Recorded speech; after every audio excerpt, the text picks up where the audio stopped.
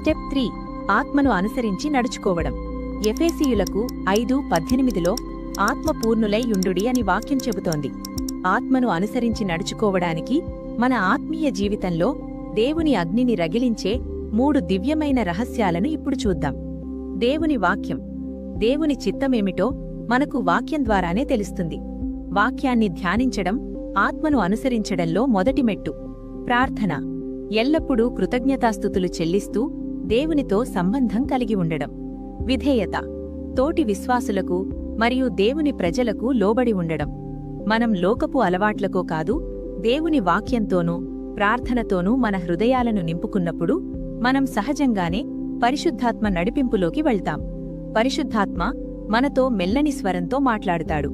ఆ స్వరాన్ని వినాలంటే మనం ఆయనతో సమయం గడపాలి.